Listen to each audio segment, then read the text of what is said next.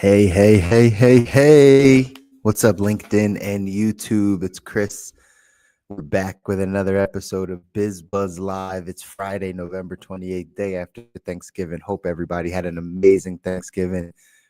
This article came across my desk last week, and I figured we needed to talk about it because some people here on LinkedIn were up in arms.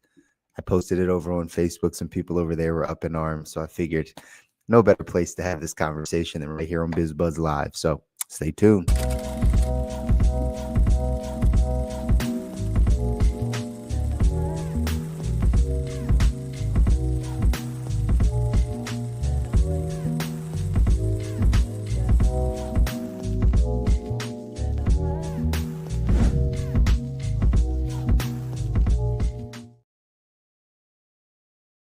All right, everybody. Welcome back to another episode of BizBuzz Live. I'm your host, Chris Muzan, your financial coach, financial strategist, helping you through all things finance. Happy post-Thanksgiving. I hope everybody had a great Thanksgiving. Yesterday was also my birthday, so I just turned 40 yesterday. So yay, happy birthday to me. My wife has a birthday coming up in the next couple of days. So Sagittarius in the house. I don't know what that means, right? I don't really follow any of the zodiac stuff. But either way, glad you guys are joining us here again. Hope everybody's having a great Black Friday. I don't know what that means to you. I don't know if you had to wake up this morning and go to work with your turkey and wine hangover. I don't know if you got a chance to be off today and get to do a lot of different things with the family or clean up or start prepping for Christmas. I'm not sure what today looks like for you. But as always on this show, the reason why we jump on and have these conversations here live on LinkedIn and live on YouTube is so that we can talk about something that I think is just incredibly important that doesn't get talked about enough in the financial space. So again, you've heard me say this before, that the financial industry has done a great job of lots of areas, teaching people how to budget and, pay attention to their money. You got the insurance professionals, you got advisors that help you with the retirement planning and other investment planning. You have people that help you get out of debt, people that help you with your estate plan. There's a lot of education around saving and investing. There's so much information out there from the financial world that, one, sometimes it can be overwhelming. Two, there's also a gap. And the gap is in the most important part, in my opinion. The most important part of your financial life, where it all starts, is learning to earn money, is your ability to earn. So again, the industry does a great job. After you've earned it, here's what to do with it. After you've earned it, here's how to get out of debt, how to save it, how to invest it, how to get your insurance, how to retire. Right? That's what we figured out. But who's helping you with how to earn it? Because that's where many people are stuck. Many people are in a position where, again, you've been taught one way. You've been taught, go to school, get good grades, get a job. Maybe you've picked an industry or a career that someone said you should do and you don't really like it. And maybe you're just kind of trucking your way along, trying to figure out where your spot is and where you fit. But at the end of the day, someone's got to help you be able to earn more income or be able to put yourself in a position to earn more income, whether that's getting a new career, whether that's branching out and becoming more entrepreneurial, whether that's doing a bunch of gigs, whether that's learning how to do something online, whether that's, again, just learning how to actually play the corporate game and, build this portfolio resume that people are speaking about and kind of jumping around from job to job and having a skill set that follows you that is valuable to companies.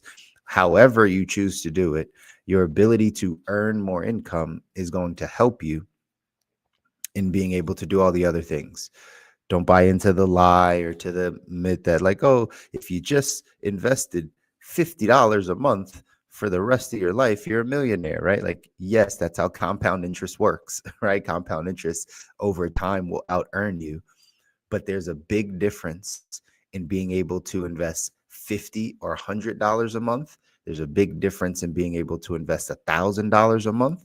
There's a big difference between being able to invest $10,000 or $20,000 a month to get to your goals and dreams. So again, where does that income come from? It comes from our ability to earn money. Today's conversation, like I said, came across my desk this week. I saw a post here on LinkedIn. It kind of started me thinking, and then I dove deeper into the article. I'm going to share it with you guys because, again, you've probably already seen it. And if you haven't, then we can jump in and have this conversation.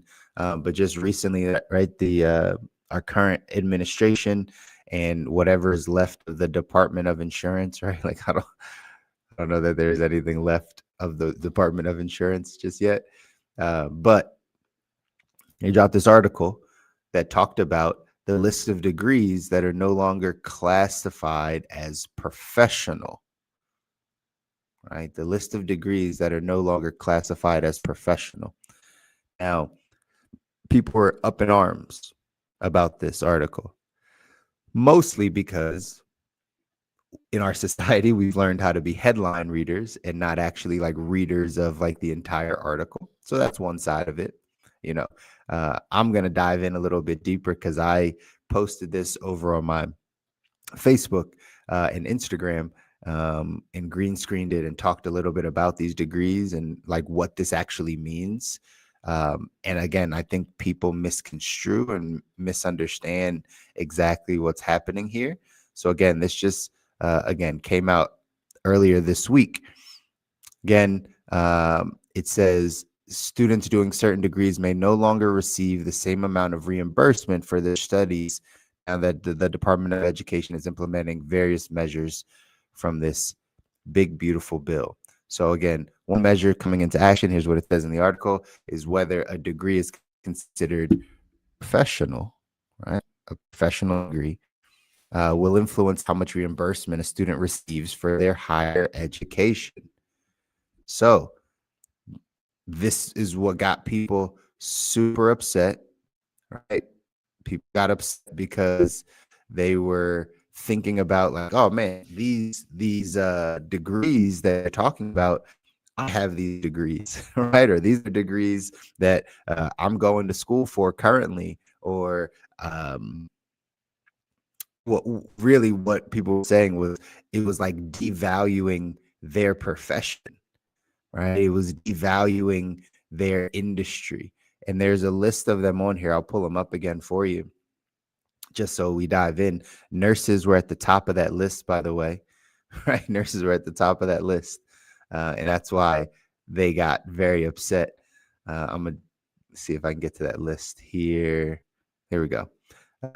As per this article, the list of degrees not classed as professional anymore. Nursing, number one, so all the nursing, physician assistants, physical therapists, audiologists, right? Speech language pathologists, architects, accountants, educators, all social workers. So again, this got people up in arms. This list right here got people like, what do you mean being a nurse is not professional? What do you mean being a audiologist or physical, what does it say here? A physical therapist or an accountant or an educator or a social worker? Like, what do you mean that that's not professional? But again, most people are just headline readers and they don't really dive in. This is specifically talking about how much money one will be able to get through government loans, through student loans, in order to pursue these professions. That's what the article is about. That's what this list of professional / non-professional degrees really is talking about. It's not saying that a nurse is not a profession. It's saying that the amount of money that the government will now give you to go pursue the higher education of that is going to be less. That's what the article is hitting on. The fact that we are currently in a student loan crisis. Let me stop sharing for a second, just so we understand. We're currently in a student loan crisis. There's about $1 trillion of debt, student loan debt that we're in as a society. How did we get there? How did we get to the student loan crisis? Well, because we were sold the dream. Again, for some, it worked out. For most that I know and that I sit down with and that I coach, it did not. But we sold the dream: go to school, get good grades, get a good job, work at that job. It's going to pay you more. You're going to, the higher education that you get, the more you'll be able to make as far as income. So by going to school and getting your education, that is going to eventually pay for, right? Like the job that you get will eventually pay for your degree. So what started happening is people bought into that, and we started getting our student loans. We started getting all of this aid. What happened in the for-profit college sector? You go back earlier this year, I think towards the end of last year, the for-profit college sector was getting hit. Colleges were shutting down because what they did is they said, oh, well, because you students, the government is going to give you a bunch of money, unlimited almost, just by saying you're enrolled in school, regardless of the degree, regardless of, like, if you're enrolled in school and this is what the school's tuition is, we'll give you the money according to how much you actually need, how much aid you need, how much you're willing to borrow. So for-profit colleges started doing what? They started raising that tuition. They're like, oh, if, right, Uncle Sam here, right, well, it's IRS, but like if the government, the good old government here is going to open up its purse, open up its bank doors to these kids, well, let's just charge them whatever we want. So you started seeing the price of degrees going up. Why? Because now more kids can get more money and pay the for-profit college more, and everyone makes money and everyone wins, right?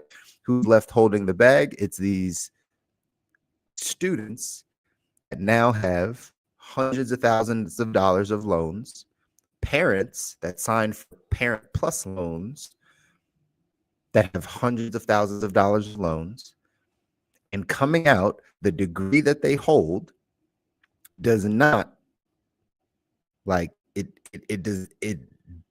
the job that they get can't pay for the degree that they hold. Let's say it that way. The job that they are now applying for, you are making $65,000 a year with your bachelor's, $80,000 a year with your master's, but you have $150,000 in student loan debt, $200,000 in student loan debt that's compounding at 7% every year. Math doesn't math. That's how we get into this position. That's why we're here, is because there's people, I work with them, that are hundreds of thousands of dollars in student loan debt and make a modest $80K a year. There's no way to pay off that loan making $80K a year and you owe a couple $100,000. No matter how many pieces of paper you have, if you don't have the work ethic and the ability to, like we're talking about on the show, raise your income substantially, you're not going to be able to pay that off. That's where we currently sit. Okay. That's where we currently sit. So back to the article that says these are now degrees that are not going to be classified as professional. Well, what does that mean? Right? What does that mean? It says here, it says, because of this, it says the Grad Plus programs designed to help graduate and professional students cover educational expenses is going to be scrapped. All Parent Plus loans and student loans available for parents will be limited. So they're deciding what they'll be able to give money to. And it says here in this new simplified plan, it'll see annual loans for new borrowers capped at $20,500 for graduate students and $50,000 for professional students. So again, that's what it says. This means that what degrees count as professional and non-professional is now a determining factor on how much financial support students will receive. That's all this is. It's saying, hey, y'all want student loan forgiveness. People want to be forgiven of their loans. Maybe we should start at the root of how did we get into this problem? It's because we were borrowing more money than the thing that we had like the outcome was going to be able to hold up. We borrowed too much because the colleges said this is how much it costs for this degree. I have this conversation with people a lot of times, and they think like these are like liberal arts people or whatever the case is, right? That's not even the case. It's not even the case.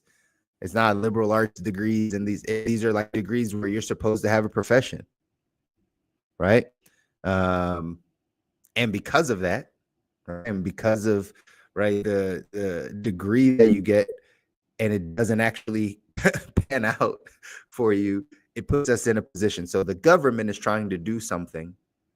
The government is trying to do something to say, hey, we're no longer going to allow this to happen. But again, people started getting up in arms about this.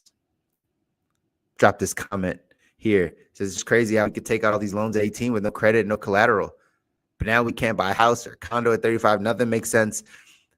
Forget about paying student loans off. We don't get paid enough to pay it back. 1,000%. This is, and I appreciate your comment.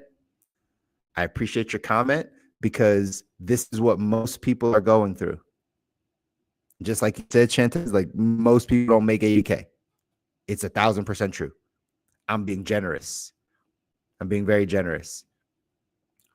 But that was the system that we're in, allowing an 18-year-old and a parent that has dreams for their child to take out hundreds of thousands of dollars to give to a university. They won't let you do that for a business at 18. They won't let you do it for anything. Like you barely have credit at 18. So the system that we're in, right? The system that we were in is what kept us where we are, right? At the end of the day, being able to say, you know, I've put time and effort and energy into getting a degree, getting a career, whatever the case is, it should pay off. This hasn't paid off. This hasn't paid off, right? Again, right? People that demonize folks that go to school. It's not about that, right? Liberal arts degrees aren't the problem. The problem, or right to your point, right? The problem is how much they're charging for these things. Just like you, people are a couple $100,000 in debt with no way to pay it off. Now, what does life look like? So, back to this article. This article is what's coming in to now help people understand, okay, this is going to be something you can get money for. This is something you're not going to be able to get money for, or a lot of money for. Doesn't mean we don't need more nurses. Doesn't mean you don't need more social workers. But again, the degree in social work, most social workers don't make any money. There's no money in social work. So why am I paying a ton of money for a degree when there's no money in it? If we rewire the system and maybe there's money in social work at some point, which there really hasn't ever really been, unless you went out and did it by yourself, not through government agencies or anything like that, then maybe the degree is more valuable. I made another point to this entire thing, right? I made another point that also what the government might know is they might know what positions, what jobs, what careers are actually going to be taken away or lessened with the use of AI over time. That's another conversation to have about this article. We probably will need less nurses. We probably will need less accountants the more that AI, automated learning, machine learning comes in and happens to like disrupt that. You know what it's like for you to never make a mistake, accounting mistake ever again? Like your accountant that is a human being may make an actual error. Your CPA may make an error in your taxes. Like those things have happened. Well, with a machine that understands, that is smarter, over time, you'll probably just have something that automatically does your accounting. So now, if I already know that, why would I pay extra money to get a degree to go into a field that may not actually even be needed or necessary in 5 to 10 years? So the other side of this article is not just that, okay, they're not going to give out this amount of money. It's also giving people an insight on, well, what industries might be disrupted in the future. What industries might be disrupted in the future when it comes to AI, when it comes to machine learning? Sure, it might not. I had someone make this comment on my Facebook, right? Like, how is it going to get rid of a audiologist or a speech language pathologist, right? Or a physical therapist? Like, you're going to need people for that. You're 1,000% right. But all of the paperwork, all of the knowledge, all of the right planning, all of exactly like what we pay people for their smarts to do, a computer will do. You just need a human to maybe actually do the thing. But you would pay a physical therapist because they've been in practice for 25 years, for 28 years. You're paying that person. Well, if a machine can do that and get the same result, and you just need someone to follow instructions on how to do it, and they have a little bit of knowledge, a little bit of knowledge of the body, a basic knowledge of the body, and they've worked on some, then you don't need their expertise. You don't need them to go to school for 800 years, right? You don't need that. So at the end of the day, ladies and gentlemen, at the end of the day, we got to know that this is also giving us insight on where should we be placing our value? Where should we be placing our time? If the government no longer sees these as degrees that you're going to need extra money for, because again, we take that term professional out of context. It's not that there won't be needed. It's just we're not going to give you a bunch of money to go do these things anymore. If we already know that machine learning is coming in, AI is coming in, we're going to need less people in these. We can do it more efficient, more effectively over the next 5 to 7 years. Why are we sending people to school to do those things? Right? At the end of the day, we got to know the world is changing. Shantas, I appreciate all of your comments, right? I appreciate engaging and having the conversation. She said, I don't think the change is all bad. But the wording of professional versus non-professional verbiage is offensive to people that work in those fields. That's exactly it. This was an emotional thing. This is 1,000% once you saw that headline, it's like, wait, I'm I'm professional, right? They're emotionally attached to that language without reading. That's why I did this. That's why I posted this over on Instagram and Facebook, just so people didn't just read the headline. There's no need to just read the headline. You got to get into it and understand like why this is. The headline got people awake, right? Attention grabbing, relatively trollish, right? So people can figure, but they're not getting the meat of why this is happening, right? Shantez, she says she's a teacher. Her degrees are not considered unprofessional. She doesn't care. I don't care. I can see how others may be offended by the language. Also, these fields are primarily female-dominated fields. That's very true. It's very true. And fortunately, right? Or unfortunately, like women pride themselves on some of their titles and some of their degrees and some of those things. And so when something takes a jab at that, so to speak, right? And attack that, you feel attacked. Again, doesn't mean that a teacher is not important to our society. We need more of them. They need to be paid better. Since you're here, right? I talk to educators about this all the time. I literally just had this conversation on Wednesday, maybe Tuesday or Wednesday, with another educator that I'm coaching financially. And I said, hey, as an educator, you have all the power. I hope you understand that. I've been saying this message since 2020. You have all the power in your hands. It used to be that the power in the education system was in the hands of the school district, of the superintendent, of the principal of the institution that you went to, whether that be middle school, high school, college, right? The power was in the hands of the institution. We're living through a time right now that the power is actually in the hands of the educator. The power is in the hands of the person that is one-on-one directly related to my child's success. That's it. I have an 8-year-old. We choose to homeschool our 8-year-old. Why? Because there's no institution that we care enough about that has our values and all the things and the curriculum and all the things. So we know we could do it better. But what do? We supplement. We have a teacher come in. We have a tutor come in. We have people that our educators come in to teach her. We're living through a time where parents like myself would prefer that my child has the best math teacher, the best science teacher, the best language arts teacher, the best Spanish teacher, the best French teacher, and don't care about what institution they get that diploma from. That doesn't matter to me anymore. What matters to me is that my daughter understands and has a base of education that will support her in life. Not that she's put into the right system, not into the right school. There's a lot of parents out there that think like me. There's a lot of parents out there that think exactly this way, right?